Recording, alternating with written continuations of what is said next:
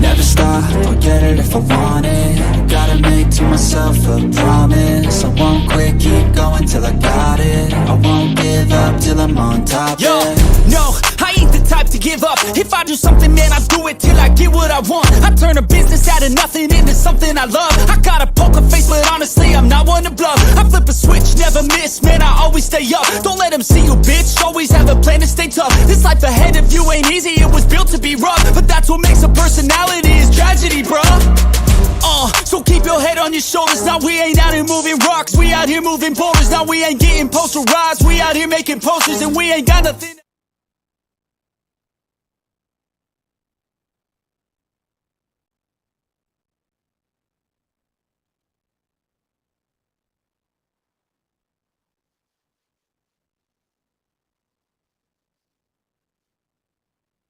Hello, ladies and gentlemen, and welcome to live stream or spot show live stream with Ronald Ray. I am Ronald Ray, your boy with a cornbread accent. Welcome to this week's live stream. Got a few little things to get to. Nothing too major here. Let me bring up my notes though, so I know what the hell I'm talking about. So, everybody have a happy Christmas, which, excuse me, I think I said it last week. Everybody have a happy New Year. Anybody still hungover or still wish they can have that vacation time back or some more vacation time back? I know I do. I didn't really take much of vacation, a couple of half days, and did wind up taking Friday off. But other than that, uh, still had a busy weekend though. Still a bunch of running around to do.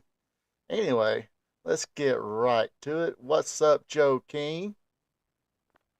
Seriously, his name is Joe King. It's not Joe King, he's Joe King. I like messing with my viewers. I don't know if I can say F bomb yet. Anyway, let's get into a little bit of news here. First things first, Monday Night Raw, we've seen the return of The Rock, Dwayne Johnson, which, of course, WWE fans just cheer for The Rock. They don't care for Dwayne Johnson, I don't think. Uh, they possibly do. Uh, but yeah, now he's The Rock, the wrestler, the WWE superstar, the most electrifying man in WWE history. Uh, Came out as a made an appearance at the Day One Raw. Uh, got into it with Jinder Mahal. They mixed it up a little bit. After that, he stated he was hungry. Then asked the crowd, should he sit at the booth or should he sit at the bar or should he sit at the head of the table, which drew a massive pop. And I guess now I guess go ahead and count on maybe that could be one of your main events at WrestleMania. The Rock versus Roman Reigns to see who is the tribal chief, the head of the table. Me personally, I'm thinking, can we just hold off one more year for this? Let Cody finish his story. Let him beat Roman Reigns. Uh, I think I've seen a couple of people on the internet chime in and say, well, he can always do it at the Royal Rumble or, do it at, what's that thing? Elimination Chamber. But that's why, that's why I was kind of predicting that Cody will win Elimination Chamber to get his match against Roman Reigns. Some people said, "Oh, just make it a three-way," but wouldn't that take away the fact that most people do want to see The Rock versus Roman Reigns 101? Uh, it, Trust me, it's not going to be a barn burner. It's not going to be a scientific encounter. It's not going to be a five-star match. Even if it was at the Tokyo Dome, sorry to steal somebody else's joke. Um, but it is a marquee match. It is going to be punches. It's going to be kicks. And those punches and kicks are going to draw more people than your uh, 25 super kicks and 45 Canadian destroyers, along with 75 dives. I mean, sorry. You know, that's those are money makers. That's called being a draw, if you want to call it that. I mean, me personally, I think after the Attitude Era, I don't think there was really a major draw. I mean, people will say John Cena was the major draw, but I think it was more the WWE brand, well, especially the WWE brand being the only brand in town as far as getting a major league product as far as wrestling. But I think the WWE was a draw. Everybody else just kind of feel up. But I guess John Cena was the big merch seller. Kids loved him. Uh, Very much polarizing person. The older wrestling nerds booed him, and the kids cheered him. The girls cheered him kind of like Roman Reigns here. Kids kind of cheered him. Uh, the wrestling nerds kind of booed him, only to wait till the cameras go off and go, slap my hands. Yes, that actually happened at a Raw one time. It was hilarious. I don't know if I told anybody about that. Told friends about it. There was a Raw. This is when first AJ Styles first uh, came in. Uh, and he was like the one of the surprise participants in the after show match. And Roman Reigns was like John Cena. I forgot the six. It was like 6-man tag. Anyway, against Roman Reigns and a couple of people, or is it John Cena, Roman Reigns, and AJ? I forgot who it was, but people pop for AJ because this is the hometown boy. It didn't matter what, they was going to cheer AJ Styles, but uh, Roman Reigns, I see all those people in the front row, boo, boo, boo. Then after the match, everybody's doing a slap hand thing, and the same people who were booing him were reaching out to high five the guy. So uh, it is what it is. How's he, how's everybody feel about Rock versus Roman Reigns match? Could we wait this one more year, let Cody finish the story, or do we go ahead and make Cody wait one more year to finish the story and let Roman Reigns and The Rock have their match? Or could we wait till? Does it have to be a WrestleMania match? Could we make this a SummerSlam match?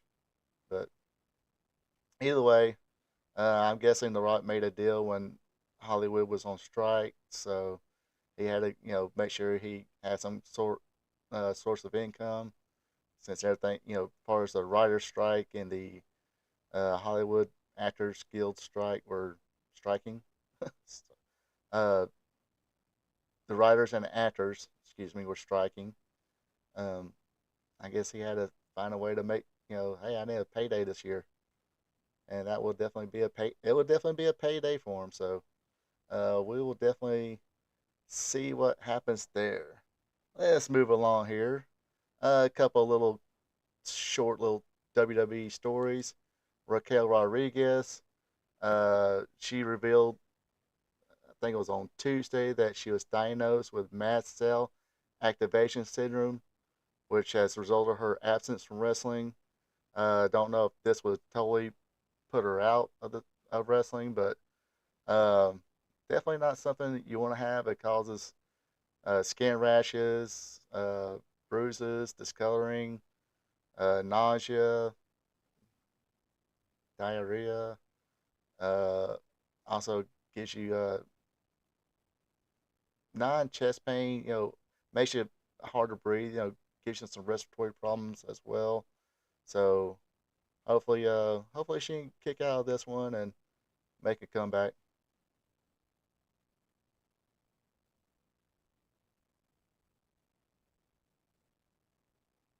Uh, so what happens when Cody's well opens up another chapter in Cody's story.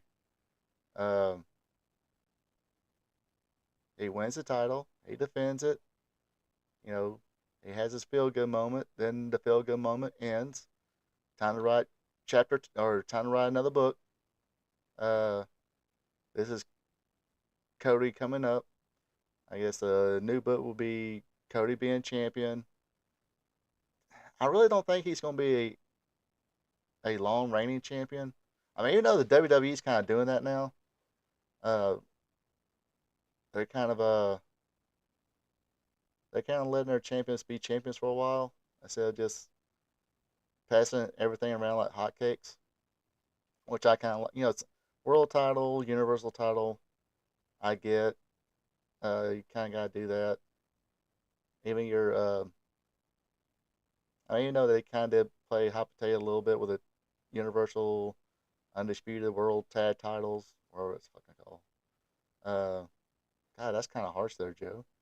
Does he go home, quit, dies? Yeah, after he wins the title, he'll defend it, and then once he gets ready to retire, he'll quit, retire, go home. Then when he gets old, he'll die. Um, but yeah, he'll just like any other champion, he'll defend it, and uh, maybe that's what since he's a universal champion, he doesn't won't have to defend it every week. Maybe not even every month. Maybe he gets one of those great little um what do you call it, part time contracts. I hate to call them part time. Uh, but he might get one of those. Who knows? But anyway, let me move it along here. Some of these I will come back to once we get to open forum. Um, yeah, he's got a long contract. Rock is it's limited time. Basically one match, or the build up to one match, and that's it. But he's gonna get a hell of a payday.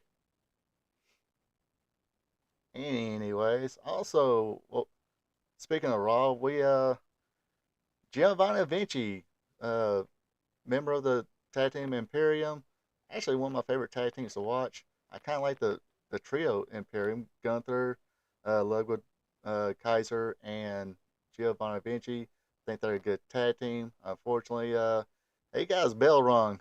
Uh, he went for a reverse cross body block. Kofi went for a drop kick. Once Vinci landed, he landed hard on the back of that noggin. Definitely had a concussion, but he said he's doing fine now. He's okay. He's doing the concussion protocol and all that good stuff. But glad it wasn't too serious. But yeah, going back to The Rock and how Cody fits into this. Like I said, I mean, definitely, I think we do know CM Punk's going to win the Royal Rumble, go up against Seth Rollins. Um, Flip a coin on who's going to win that match. I still say put Seth Rollins over. Um, Maybe later down the line you put the belt on Punk, but not the first match. And he's got a Royal Rumble win. He won a main event at WrestleMania. He'll be main event day one, night one, WrestleMania. Um, but yeah, yeah. It's gonna be just a one match deal. That's why I says it's just gonna be a one match deal. Uh, can't wait. I mean, I guess we can wait for. I mean, like I said, Cody. Cody's got a long contract. I'm not sure how long it is. Pretty sure it's pretty long. But Rock is the build up, had the one match. Uh, then he goes home and probably makes another movie if anybody's going. Because gosh, I mean that. Uh, what was it? Black Adam didn't do too well in the movies. I think he's got a couple kind of stinkers, or not stinkers, but movies that kind of bombed. Didn't see neither one of them, but then again, there's a lot of movies that did not do good this past year in 2023. Um, what was it? Oppenheimer that did good. Barbie did well. Super Mario did well. They made their money back. That's the only three on top of my head that considered blockbusters that made more of their money back. I think all three of them made either close to or around $1 billion, but Black Adam didn't. I think Black Adam might have I think if it did break even, that's about it. I don't think it didn't do too well. Uh, Nobody talks about it. Nobody cares about it. Anyway, let's move along here. I really don't want to spend too much time with this. I don't want to get into like accusations. yeah, that's kind of killed him too. Um, the thing is, I mean, I think it's people can tell BS. I mean, it seems like every time he's there to do good, there's a camera right there to show him doing good, and that gets old real quick. I mean, I'm not against anybody doing good. That's great, but do you have to have a camera on you the whole time on TikTok, Twitter, or Facebook, or YouTube, saying, look at me, I do good." I mean, I remember one a few months ago where supposedly he was in Miami. Uh, Apparently, when he was at the University of Miami, he would be on this run and get hungry and steal candy bars at the store. Then, like so many years later, he goes back to that same store, and and of course the camera's there. He takes handful. He figures out how many candy bars he stole, picks up that many candy bars, goes to the counter, buys them, and gives them to people standing around. I'm like, no, dude, won't you don't buy more just to give them away. That doesn't really replace the ones you stole. You just buy new ones. Won't you give the person the money that you stole the candy bars from? Say, look, I'm sorry. And again, of course, you didn't have to have a camera in front of you to do all this, but he, had that camera right there. Uh, Brenda Watson, I'm here. Uh, but yeah, uh, like I said, I'm not against anybody doing good, but do good for the right reasons. Don't do good just in front of a camera, and make sure there's a camera there or your phone sit there taking a video of it of you doing good, and then everybody's supposed to think you're a good person. Then that whole Hawaii deal where him and Oprah was like telling people to donate money is like, I think Oprah has a house there or something like that. They're both very, very wealthy people. Oprah's like a billionaire, ain't she? Um, she could have donated some money, and you know, rich millionaires usually know other rich millionaires. Therefore, they can pull a little bit of money together to do whatever charity they want to do. Especially when they've given. I mean, I'm not trying to be political here, but um, I mean, I don't care who they vote for or who they donate money to, but they give thousands of dollars to rich politicians, then ask other people to donate money to, you know, for whatever charity. It's like, well, you like giving your money to rich people, won't you give some of that money to people who just common folk that had their home destroyed? But like I said, not to sound political or whatever, but that's how I feel about that deal. And speaking, like I said, I kind of avoided this as much as I could. Let's go ahead and hit it. Talk about old Chris Jericho. Um, Basically, what happened was this guy named Nick Hausman, who has a podcast called Rumor and Innuendo.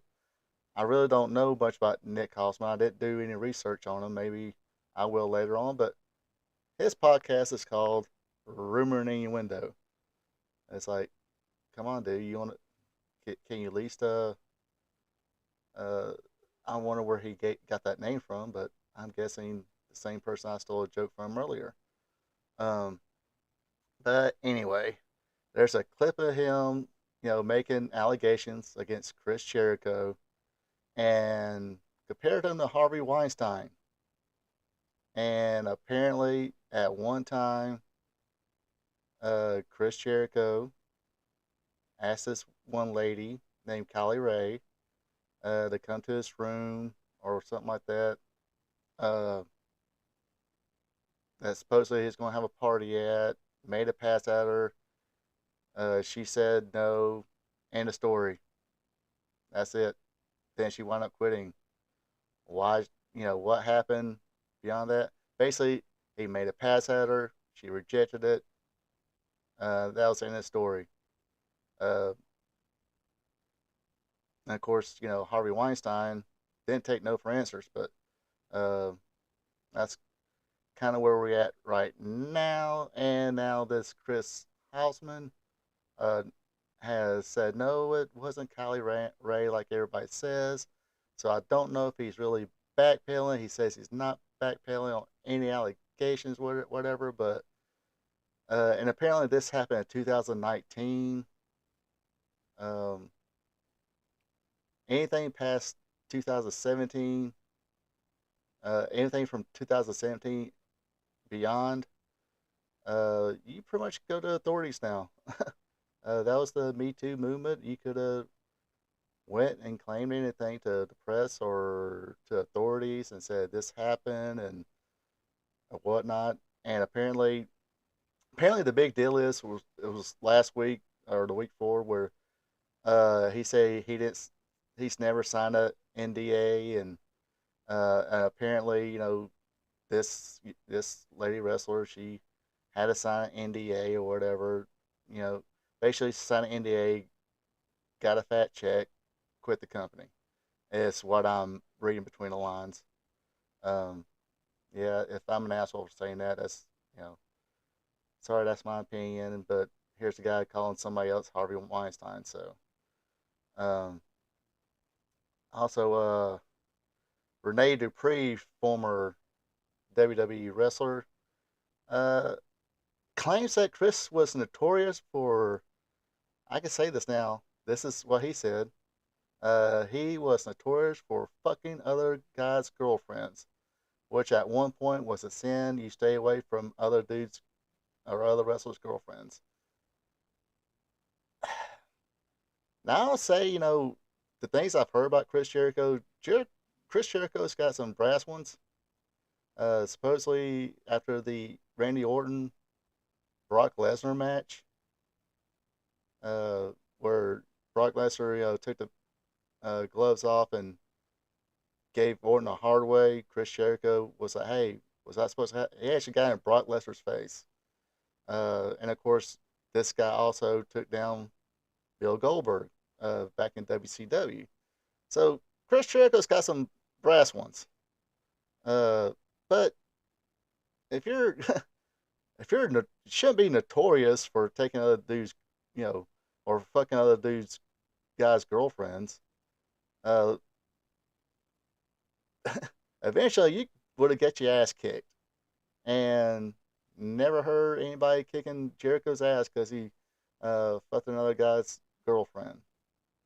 I mean, who was he? Whose girlfriend was he fucking? Uh, I mean, Rene Dupree, he's a big dude. Was it one of his girlfriends? Why didn't he kick his ass? Uh, yeah, John Cena supposedly slept around on with Mickey James when she was dating Lenny from the Spirit Squad.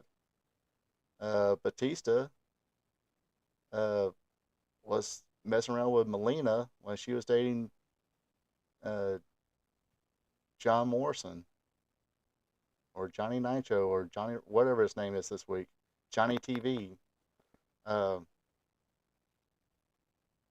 but John Cena and Batista are big. Seriously, if he was notorious for it, I mean, like I said, you got one story with John Cena, one story with Batista. Notorious means, and he says other guys, as in more than one guy. All you three guys or a few guys get together and beat the hell out of him. But no story of that. So, if I mean, if it was other guys, it was it non wrestlers, some Joe Blow uh, guy working in a restaurant, working a 9 to 5 or ham and egger like me, and didn't know about it till probably now. Uh, I don't think so. I mean, I'm pretty sure the girls I dated would definitely tell me if they slept with Chris Jericho at that time and cheated on me with Chris Jericho. They'd just do that just to piss me off. Uh, uh, because that's kind of girls like sometimes date at the time. But anyways, that's enough about me. But yeah, I mean, some of this, I mean, I get it. Some people do not like Chris Jericho, whatever. He's outspoken. And we're talking about signing an NDA about a fight between other wrestlers.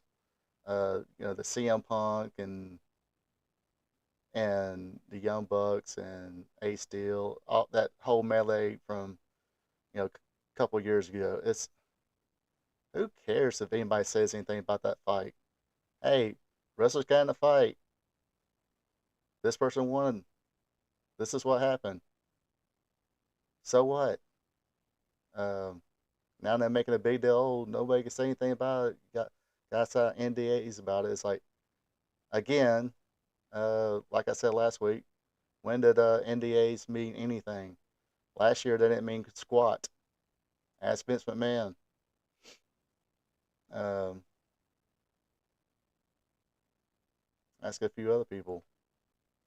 And the thing about it is like you're accusing somebody of something like that, and look at Trevor Bauer. What's his name? Trevor Bauer, the Dodgers pitcher. He lost his job being accused of something they wound up not doing. There was a kicker of all people for the Buffalo, got drafted by the Buffalo Bills. He got accused of something, got kicked off, contract torn up, um, just to find out that the lady who accused him was came back later and said, "Oh, he wasn't even there. You ruined this guy's life."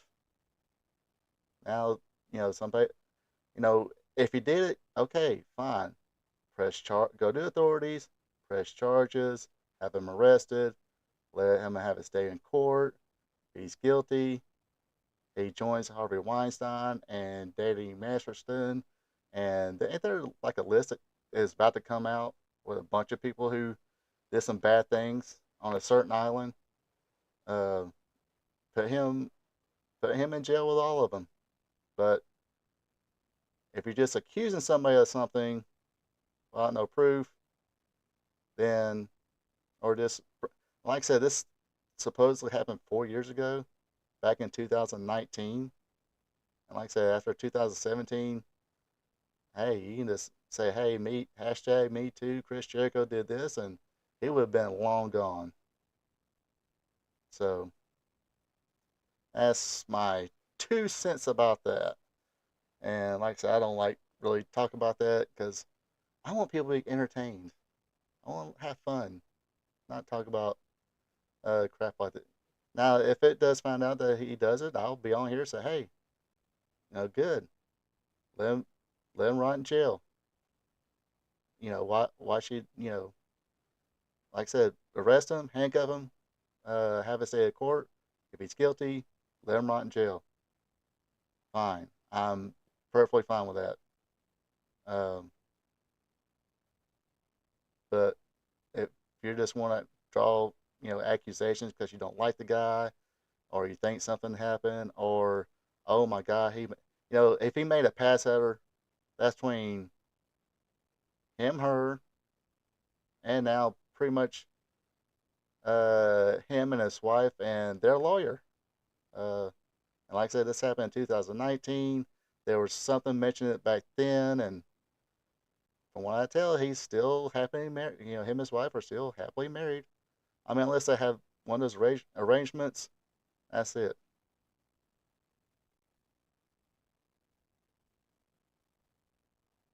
Oh, what does that say? I can't read it.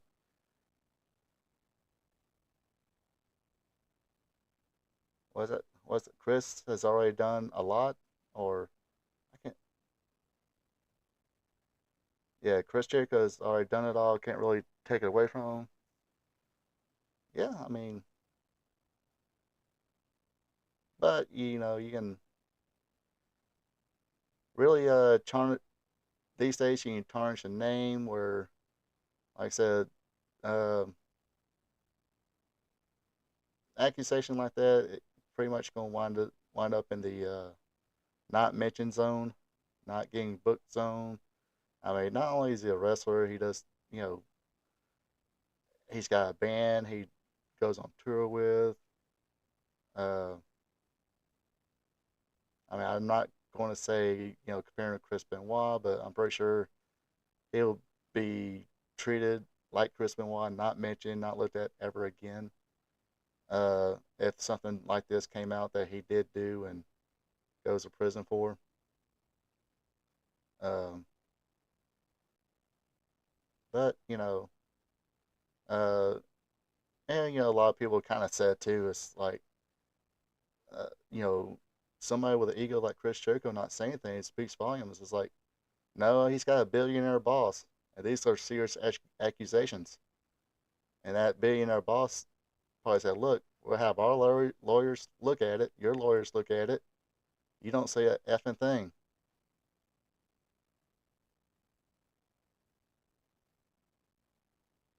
I mean, yeah, I'm pretty sure Jericho, like, he's probably got, you know, plenty of money. He don't have to do this again. Don't have to tour again. Not write another book. He can go rest easy for rest of his life. But I mean, I mean, obviously he's there because he wants to be. He wants to be. B, Tony Khan has backed a dump truck full of money for him to keep doing it. Um, I mean, he doesn't have a heavy schedule, of course, but like he used to. But obviously, when he first came back to the WWE, he did miss it. He did want to keep doing it, go at it again. Then after WWE, he left there, went to New Japan, had his matches with Kenny Omega because he obviously wanted to. I'm pretty sure New Japan's like, sure, you want to, and we'll give you a dump truck full of money. Then when the AEW thing came up, Tony Khan's like, hey, we'd like you to be here. Here's a dump truck full of money. But I mean, with that being said, you do not want to go out like that. You you want to get on mic, say, "Hey, I'm done. I retire. Thanks a bunch. Peace out." Or have his one retirement match, or have the Ric Flair type retirement. I'm talking about the first one with Shawn Michaels and the Monday After Raw. Everybody's celebrating his career. Not the um, have the send off, then go to say TNA or whatever and act like a fool again, and um, then come in and out, and then have okay, here's my final match, and I think he's even talked about, oh, I think I have like one more final match, or the God rest his soul, rest in peace, Terry Funk retirement. How many times did he retire? And Chris Jericho has actually retired, once before, but like I said, he came back because he wanted to keep going, do some more. So I mean, nobody wants to go out like that. I mean, that's the point I'm trying to make. Um, don't want to lose name and and face because some BS. I mean, like I said, unless he really did it, that's one thing. If this is this, like a show claims, rumor and innuendo, uh, no way to go out like that. That's that's a bunch of bull. Like I said, I gave you two names, two different scenarios where two guys lost their careers. I mean, the Trevor Bauer, I think he had to go pitch in Japan. Uh, I still don't. I mean, thing about Bauer. See, I like Bauer. He was an asshole. He was a cocky prick, which made it fun to watch. But yeah, go on like YouTube, watch like some of his shenanigans. Uh, his you know you'll find it entertaining because he does a lot of asshole type stuff. Uh, Unlike Freddie Freeman from the Braves or now the Dodgers, Freddie Freeman will just do you know goofy stuff, be entertaining. Balor was just an asshole, um, which made him kind of entertaining too. Anyway, let's get back. Well, I'll say get back on a little bit of positive note, but want to talk a little bit more about the movie I saw this weekend. Finally got to see it, The Iron Claw. Of course, this was the movie about the Von Erichs, and let's see, Joe's in here. Let's stuff that we like to talk about. We love to talk about this old school stuff here. Um, some good memories and not so good memories about the Von Erichs, you know. Uh, and those, like I said, movie wise, it was pretty good. Uh, like I say, there's a side by side picture there of the actors who played the Von Erichs and the actual Von Erichs. Uh, they actually had Mike, you know, portrayed as he was, you know, about as tall as David. And David, I think, was about, I mean, I can look on here on the Google machine here. Because I think David was like 6'7" or something like that. Um, let's open it up here. I was close, 6'8", or at least his build height was 6'8", but uh, so yeah, let's go with somewhere around there, 6'7", 6. I mean, dude was tall, but yeah, like I said, I thought it was good. Like it's a movie. It's not a documentary. It's just a movie. Um, so the timeline stuff was a little out of whack. Um, there was one scene that I go back and watch. I did do a review of this, so feel free to go back and watch the full review of the movie. But um, but yeah, this to me, I thought it was good. Uh, Zac Efron, Pita Bread. The movie was epic. Pita Bread is now a fan of the Von Erichs. Uh, but yeah, I thought Zac Efron did pretty good, even though he was built like Kerry Von Erich in the movie. Um, he played Kevin though, which, like I said before, during the, I guess the movie is basically the center of the movie is Kevin Von Erich and how he dealt with the tragedies and that bestialed the family and stuff like that. Dealing with both, trying to be like, hey, there was a scene in it. Uh, sorry, it's gonna be some spoiler alerts. There was a scene where um, they was working out in the field and Fritz was, giving Mike a hard time, and Kevin went to Doris and said, "Hey, Dad's giving Mike a hard time. Could you say something?" And she was like, "No, why don't y'all just work it out?" Which is kind of unfortunately I guess the mind frame that, at least in the movie, that Fritz and Doris's mindset was is anything that happens with the boys, let them deal with it, or work it out amongst themselves. Um, but like I said, Zac Efron, he did a good job in this movie. He was the best actor, so basically being the center of the movie, the best actor should be front center, and yes, he was as far as guys who played the Von Erichs, other Von Erich brothers, you know he was the best actor amongst them, and he got the front center role, and that's what it should be. Um, Definitely got in some shape. The guy who played Carrie, uh, and if everybody knows,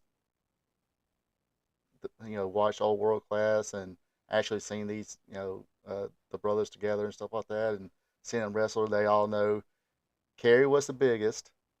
the bigger build. Kevin, good build on him, best athlete, but not as big as Kerry.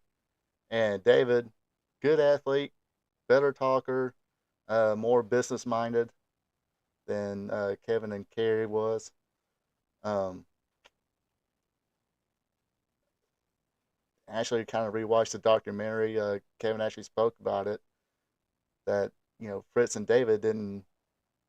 They kind of butted heads a few times because David was a whole lot like his dad. Was business sense and just you know didn't sugarcoat anything. This is the way it is. Uh, if he said it, he meant it, and that's the way he saw it.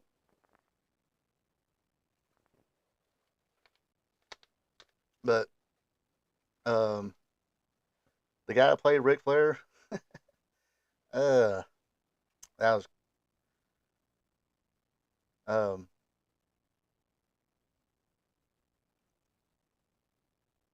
what was I saying? But yeah, the movie was very good. And if you're a non wrestling fan, I would recommend seeing this. Uh, and no, they did not mention Chris. Let's see. I actually do got a quote from the director.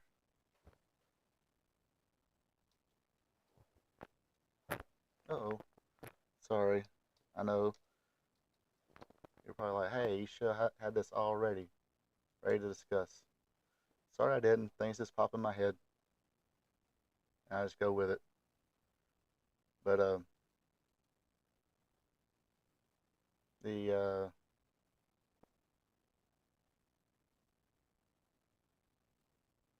I think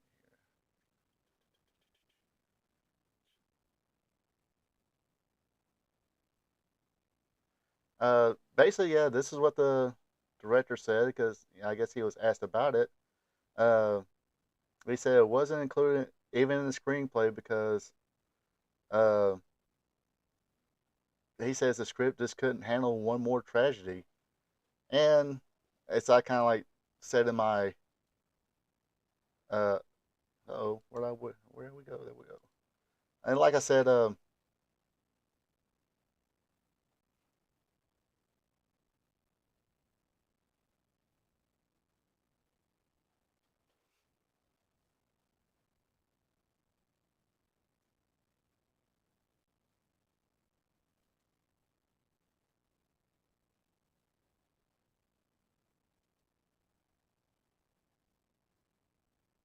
oh, Flair, yeah, the guy who played Flair in the movie was horrible. I mean that I'll agree with a lot of people. Uh, yeah, could they just recorded Ric Flair being Ric Flair, or better yet, have record Jay Lethal doing a promo as Ric Flair and have somebody just lip sync or something like that? Because that guy did not do a good impression, and gosh, just didn't look nothing. I mean, just threw him a wig, threw a skinny guy a wig, and this guy was kind of skinny, and Ric Flair, 83, 84, he was. I mean, 200. I know it's the build weight, but got to be like 242,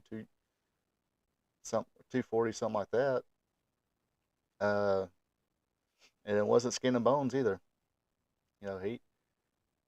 He worked out. He had I wouldn't say the overbuilt, ripped body, but he was toned enough. But yeah, the guy who played Ric Flair, eh. The guy who played Holly Race. Oh gosh, really? Uh, they just got some chubby guy to play him. No, it wasn't me. It wasn't me to play Holly Race. Some other chubby guy. Uh, basically tell him grow a beard and curl his hair like Holly Race, and didn't do a good impression of Holly Race either. Uh, but yeah, actually, you should, like I said, going back to Chris Von Erich, I guess whoever wrote the script, this couldn't handle another tragedy. And the thing was too, it was like Chris didn't do a whole lot in wrestling. This had uh, barely a handful of matches, and that was with you know him and basically glorified mixed tag with Chris Adams or Kevin or Kerry against um, Percy Percival Percy Pringle the third, or as everybody else know him as Paul Bearer. Um, they that's about all of Chris Von Erich's wrestling career. Other than that, you just see another little brother kind of just run around and maybe work out and commit suicide. That's the only thing you would have seen at the for as far as Chris Von Erich. But yeah, and of course when they kind of mess with the timetable too, is um they made it seem like that you know Kerry Von Erich won the world title, then left, got on his Harley, got in an accident, and lost his foot. Um, those out there in the comment or in the comments watching this, now the whole Kerry Von Erich losing his foot thing. When did uh when did G find out that he lost his foot? I would say, or he wrestled with a prosthetic foot. Oh, what dropped?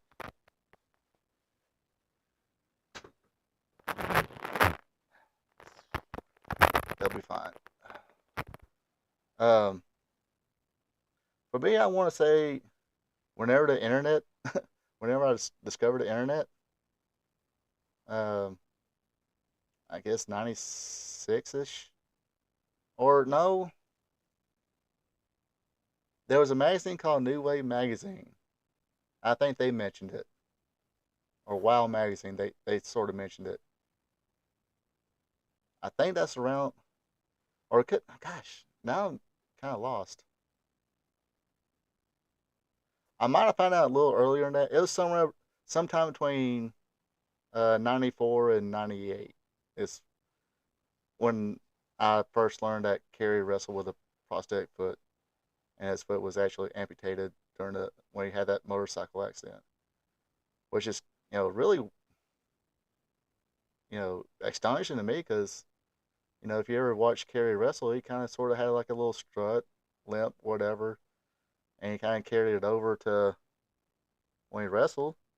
And of course, you would look, think about it, it's like, oh, he had like a leg injury, knee injury when he had a motorcycle accident. Uh,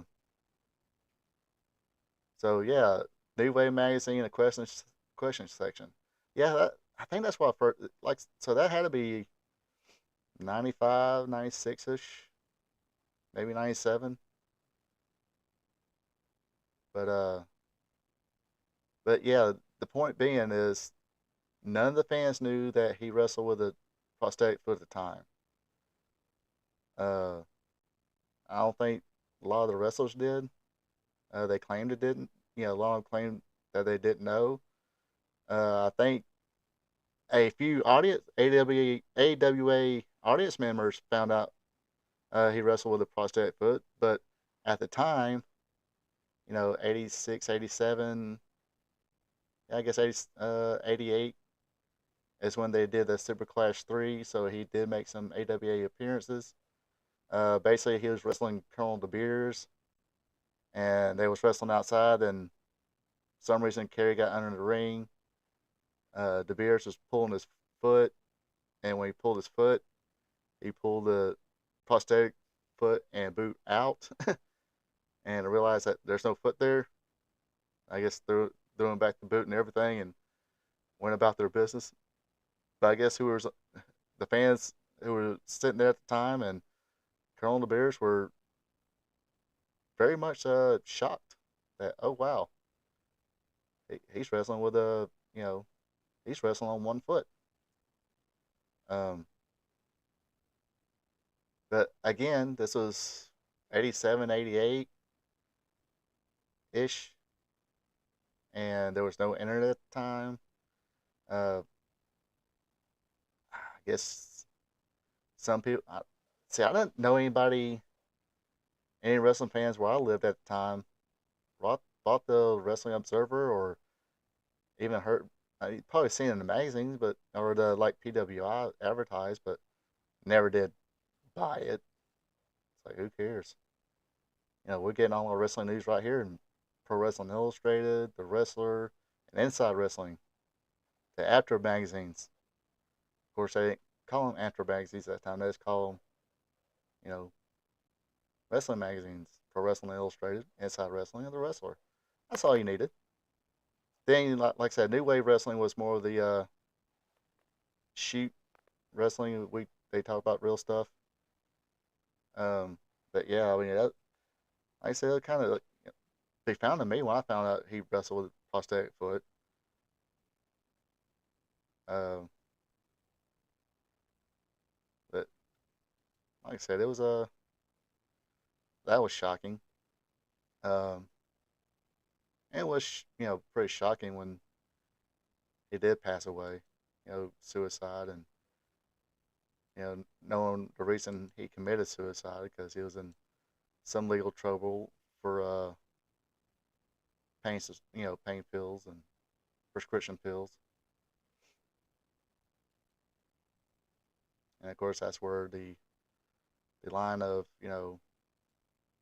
uh, I have you know four brothers at one time. And now I'm no longer a brother.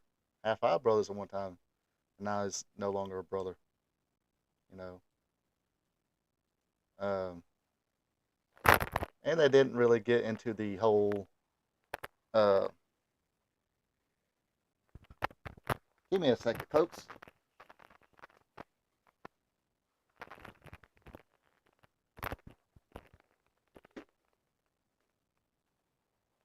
All right, I'm back.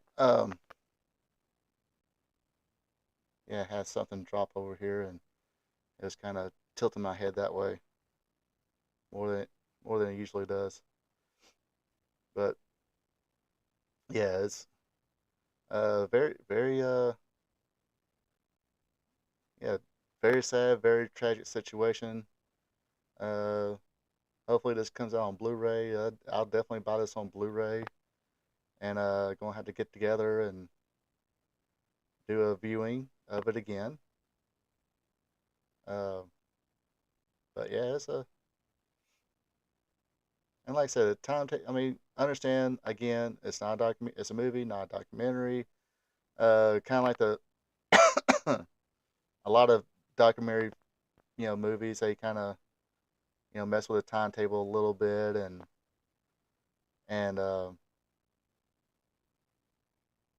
kind of just you know piece together things that they think should be pieced together, not what actually happened.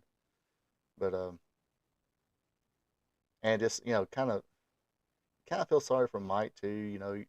You always you know after the internet and the shooting reviews I've seen, they talked about how Mike probably would have rather done something else besides wrestle. Uh, Even I remember being a fan and watching Mike before and after the shoulder injury, the toxic shock, staph infection. It was like, God, he's pretty small. Definitely not as good as uh, Kevin McCary. Uh, but like I said, anything else when you talk about the Von Erichs? Any fond memories of the Von Erichs? I think uh, the one that I guess a fond memory I got is watching the hair versus hair, the whole feud with Kevin and Kerry versus Chris Adams and Gino Hernandez. To me, I thought that was pretty awesome because I was late on the like I said, I didn't start really watching and paying attention till end of '85 to '86. I'm going into '86. Um, so David done passed away. The whole Free Bird feud, was over and done with. Um, they were doing other things. I think they might probably caught the tail end of their world class run before they went to back to Mid South UWF. And of course, they had a hell of a run there again, feuding with Dr. Death, Steve Williams, Ted DiBiase, Bill Watts, of course, um, and all that. But so, of course, like I said, that feud with Gino Hernandez and Chris Adams versus Kevin and Kerry, that was a yeah, yeah. Um,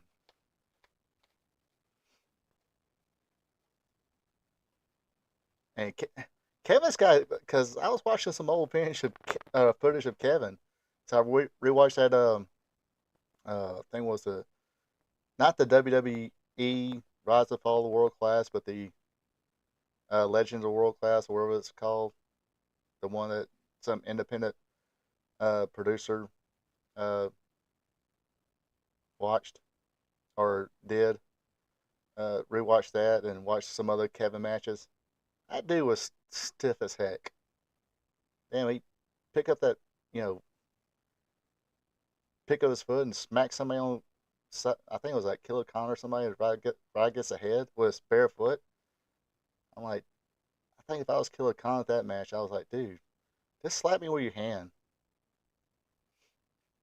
Yeah, at the time, Fritz backed out of it and brought it. Chris Adams, Gino Hernandez, uh, Iceman Parsons. I mean, Iceman Parsons was decent. Ryan Diaz is decent. And at the tail end there, Al Perez. I thought Al Perez was, a star. Um, let's see. Who else? Yeah, Jimmy Garvin, when he first kind of was shaping up the Gorgeous Jimmy gimmick, or Gorgeous Jimmy Garvin character. Because I think he went there right after starting the gimmick or the character in Florida. Came there. Um, one man, Devastation Incorporated, one man gang, with Skandar Akbar, Kamala. Uh, who else? I think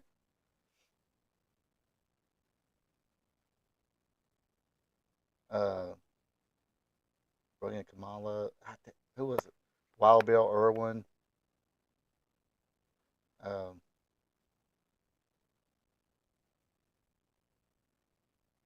yeah, yeah, Carrie slammed Kamala for that 10 grand. Yeah, I remember that feud. Brian Diaz, they turned Brian Diaz heel against Kevin and Kerry, uh, using the Oriental Spike or the Oriental Tool, partnered with Al Madril. Uh,